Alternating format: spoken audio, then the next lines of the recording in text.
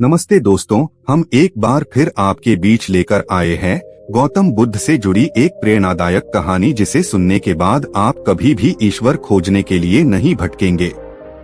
अगर ये कहानी आपको अच्छी लगे तो नीचे कमेंट करके जरूर बताएं। तो चलिए शुरू करते हैं। उस वक्त की बात है जब भगवान बुद्ध इस धरती पर अवतरित थे। एक व्यक्ति जिसके पास धन दौलत की कोई कमी नहीं थी। उसके साथ जीवन काटने वाली पत्नी और राम लक्ष्मण जैसे 2 बच्चे भी थे। उसके पास सब कुछ थे। फिर एक दिन उस व्यक्ति के मन में भगवान को पाने की लालसा जगी। उसने सोचा कि मैंने बहुत सारा धन कमा लिया, अब कभी धन की कमी नहीं आएगी, पर मेरे पास ईश्वर नहीं है, मुझे ईश्वर के दर्शन करने हैं। उस व्यक्ति ने ईश्वर खोजने की ठान ली। फिर उसने कई सारे मंदिरों और धर्म स्थानों का निर्माण करवाया, पर उसे ईश्वर के दर्शन नहीं हुए। फिर उसने दान पुण्य करना शुरू किया। उसने खजाने से कई सारा धन दान पुण्य में लगा दिया, फिर भी उसे ईश्वर नहीं मिले। फिर उस व्यक्ति ने सोचा कि अब मैं बड़े बड़े धामों के तीर्थ करता हूँ।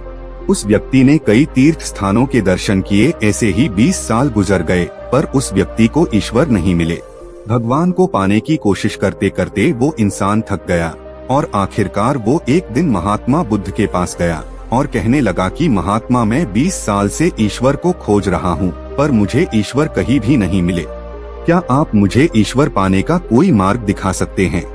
उस व्यक्ति की बातें सुनकर महात्मा बुद्ध उससे पूछने लगे कि सुनो बालक, ईश्वर खोजना कोई बड़ी बात नहीं है, वह तो बड़ी आसानी से मिल जाते हैं। अच्छा, तुम ये बताओ कि ईश्वर को खोजने के लिए तुमने क्या किया और कहाँ कहाँ खोजा?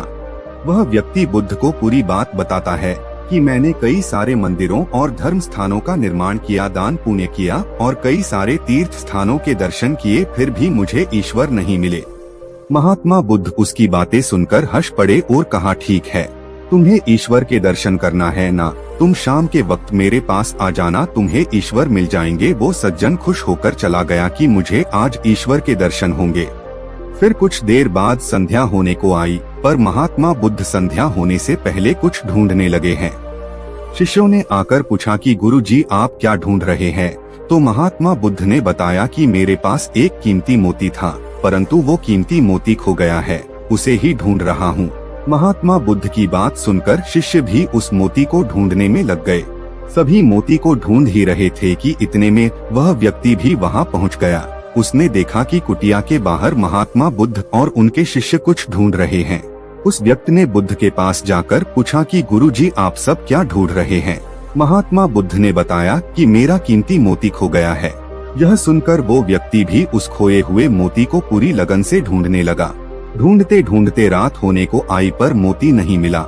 वह व्यक्ति परेशान हो गया। फिर महात्मा बुद्ध से पूछा कि गुरु जी, आपने आखिरी बार मोती को कहाँ देखा था?